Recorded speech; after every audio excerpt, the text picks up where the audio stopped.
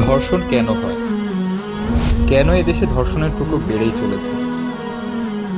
এই প্রশ্নটাকে আমাদের দেশে দুইভাবেই ডিল করা হয়, এবং দুটিই প্রান্তিকতা। কোথাও ধর্ষণের খবর শুনলেই একদল নারীদের পোশাককে দায়ী করে বসেন, আবার অন্যদিকে আরেক দল দোষ খুঁজে পান পুরুষের মানসিকতা। আমার দেহ আমি দেখাবো, তুমি রেপ করবা কেন?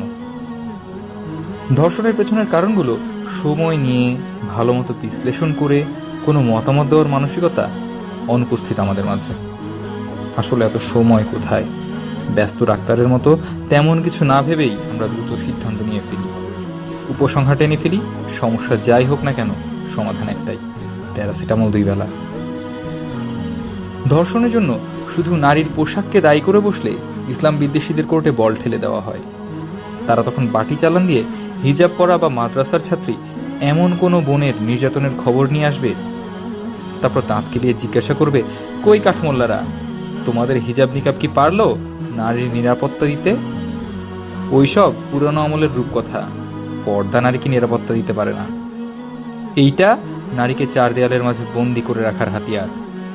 আর তাছাড়া এটা তো ইসলামের অংশও না। আরবের লু হাওয়া থেকে বাঁচার জন্য আরবের নারীরা মাথায় কাপড় দিত। অন্য দল পুরুষের মানসিকতাকে দায়ী করে ফেসবুক ব্লগ কাঁপিয়ে don't teach me how to dress, teach your son not to rape এ ধরনের প্ল্যাকার্ড নিয়ে মিটিং মিছিল করে ক্ষমা দেন। এরা ভুলেও কখনো দেশ এবং জাতির সামনে পরিষ্কার করে বলেন না পুরুষের মানসিকতা কেন বদলে যায়, কেন একজন পুরুষ ধর্ষকে পরিণত হয়। তার ঘরেও তো মা বোন আছে। পুরুষের মানসিকতা কিভাবে পরিবর্তন করতে হবে, কোন তরিকায় আমল করতে হবে, তাদের বলে দেওয়া তরিকা ফলো করে কোন কোন দেশ বা কোন কোন জাতি পুরুষদের মানসিকতা পরিবর্তন করেছে, নারীদের নিরাপত্তা দিতে পেরেছে, তারা উদাহরণ দিক। আমরা সেই সব জাতিদের দেখে অনুপ্রেরণা পাব। কিন্তু আপনি কখনোই দেখতে পাবেন না তারা কংক্রিট পরীক্ষিত কোনো প্ল্যান অব অ্যাকশন জাতির সামনে উপস্থাপন করেছে। তাহলে ধর্ষণের সমাধান কি? সমাধান করতে গেলে আগে বের করতে হবে ক্রমবর্ধমান ধর্ষণের কারণ। কিন্তু এই কারণ নিয়েই যে আমরা দুভাগে ভাগ হয়ে গিয়েছি, কোনটা সঠিক? ধর্ষণের কারণ হিসেবে এমন একটি কারণ আজ আপনাদের সামনে আনতে যাচ্ছি যাতে আপনার দ্বিমত করার কোনো সুযোগই থাকছে না। সে আপনি নারীবাদীই হন আর আমজনতাই হন, একমত আপনি হবেনই ইনশাআল্লাহ।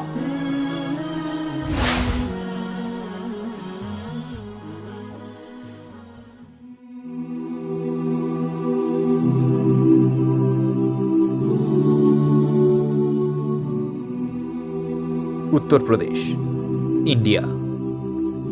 নিরিবিলি এক আখ ক্ষেতের মধ্যে বসে আছে স্কুল পড়ুয়া একটি মেয়ে। ওকে ঘিরে আছে কামনমত্ত এক দঙ্গল পুরুষ। মেয়েটি অসম্ভব রকমের কাঁপছে, ফাঁদে পড়া হরিণীর মতো বিস্ফোরিত চোখে বারবার চারপাশে তাকাচ্ছে। মনে ক্ষীণ আশা, কেউ বুঝি তাকে উদ্ধার করবে এই পশুদের হাত থেকে, হয়তোবা শেষ পর্যন্ত কারো দয়া হবে। কিন্তু না, শেষ রক্ষা হলো না। বুনো শুয়োরের মতো হেসে উঠল একজন। মানুষরূপী একটা পশু ঝাঁপিয়ে পড়ল ওর উপর। অসহায় একটা মেয়ের ওপর পালাক্রমে অত্যাচারের এ জঘন্য অপরাধ কেউ ভিডিও করে অনলাইনে আপলোড করবে, আর হাজার হাজার অথবা লক্ষ লক্ষ মানুষ সেটা দেখে চোখের এবং হাতের সুখ মেটাবে, বিশ্বাস করতে প্রচণ্ড কষ্ট হয়। মানুষের পক্ষে কি এতটা নিচে নামা সম্ভব? যুগ যুগ ধরে মানবতার জয়গান গেয়ে যাওয়া সবগুলো কবিতাই কি তবে মিথ্যে? কিন্তু বিশ্বজুড়ে, বিশেষ করে ইন্ডিয়ার উত্তরপ্রদেশে প্রতিনিয়ত এরকম অসংখ্য ঘটনা ঘটে চলেছে। টাইমস অফ ইন্ডিয়ার প্রতিবেদন অনুসারে ভারতের উত্তরপ্রদেশের দোকানগুলোতে পুলিশ এবং প্রশাসনের নাকের ডগায় অসহায় মেয়েদের ধর্ষণের ভিডিও দেদারসে বিক্রি হচ্ছে। প্রতিদিন শত শত, আসলে শত শত না, হাজার হাজার রেপ ভিডিও বিক্রি হচ্ছে, যেগুলোর দাম 50 থেকে 150 রুপি। 50 থেকে 150, ব্যাস এটুকুই দাম একটা মেয়ের সম্মানের? ধর্ষণের সংস্কৃতি ইন্ডিয়াতে মহামারীর আকার ধারণ করেছে। প্রতি 20 মিনিটে একটা করে ধর্ষণ হচ্ছে। বিশ্বের সবচেয়ে বেশি ধর্ষণ সংঘটিত হওয়া দেশগুলোর লিস্টে ইন্ডিয়ার নাম আছে প্রথম 10-এর মধ্যে। পাশাপাশি ইন্ডিয়াতে প্রচুর শিশু পতিতাবৃত্তি এবং শিশু যৌন নির্যাতনের ঘটনা ঘটে। বিশ্বের অনেক দেশের গণমাধ্যমেই এ ব্যাপারে অনেক রিপোর্ট হয়েছে। এমনকি বিশ্বের সবচেয়ে বেশি শিশু যৌন নির্যাতনের ঘটনা ঘটে এমন 5টি দেশের শর্টলিস্টেও আছে ইন্ডিয়ার নাম। পর্নোগ্রাফি ও ধর্ষণের পারস্পরিক সম্পর্কের উৎকৃষ্ট উদাহরণ হলো ইন্ডিয়া। সবচেয়ে বেশি ইন্টারনেট পর্নোগ্রাফি দেখা দেশের লিস্টে ইন্ডিয়ার অবস্থান 3 নম্বরে। পুরুষদের পাশাপাশি ইন্ডিয়ান মহিলারাও ব্যাপক হারে পর্ন দেখে। বিশ্বব্যাপী পর্নের মহিলা দর্শক সংখ্যার দিক থেকেও ইন্ডিয়ার অবস্থান 3 নম্বরে। অন্যদিকে সবচেয়ে বেশি ধর্ষণের ঘটনা ঘটা দেশের লিস্টে ইন্ডিয়ার অবস্থান 5ম। খুব বেশি ব্যাখ্যা বিশ্লেষণের প্রয়োজন নেই, কিন্তু সংখ্যাগুলো নিজেরাই কথা বলে। ইন্ডিয়ার একটি বিশেষত্ব হলো এখানে রেপ পর্নের জনপ্রিয়তা। 2014 সালের একটি জরিপে দেখা যায় ইন্ডিয়ার গোয়া প্রদেশের 40% পুরুষ রেপ পর্ন দেখে। এদের মধ্যে 76% স্বীকার করেছে রেপ পর্ন তাদের মধ্যে ধর্ষণ করার আকাঙ্ক্ষা সৃষ্টি করেছে। 47% বলেছে রেপ পর্ন দেখতে দেখতে একসময় তারা শিশুদের নিয়ে বানানো পর্নোগ্রাফি দেখা শুরু করেছে।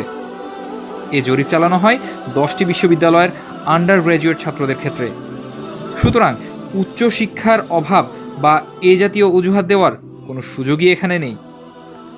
ইন্টারনেট পর্নোগ্রাফির সহজলভ্যতা, রেপ পর্নের জনপ্রিয়তা, বলিউডের আইটেম সং কালচার, বলিউড ও মিডিয়ার মাধ্যমে ক্রমাগত একজন পর্ন অভিনেত্রীকে আইকন হিসেবে জনসমক্ষে উপস্থাপন করা, এ সব কিছুর সম্মিলিত প্রভাব পড়েছে সমাজ ও সমাজের মানুষগুলোর আচরণে।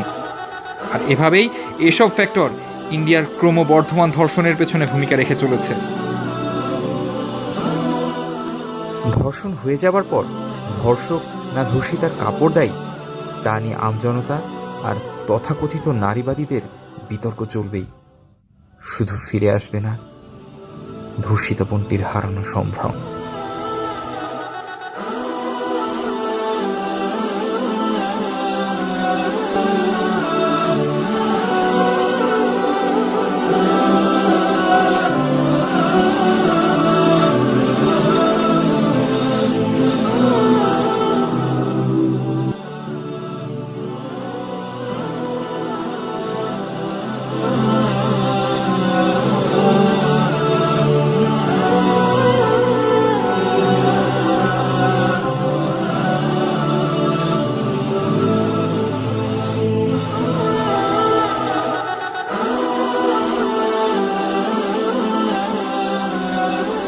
কথা দিয়েছিলাম ধর্ষণের এমন একটি কারণ হাজির করব আপনি একমত না হয়ে পারবেন না।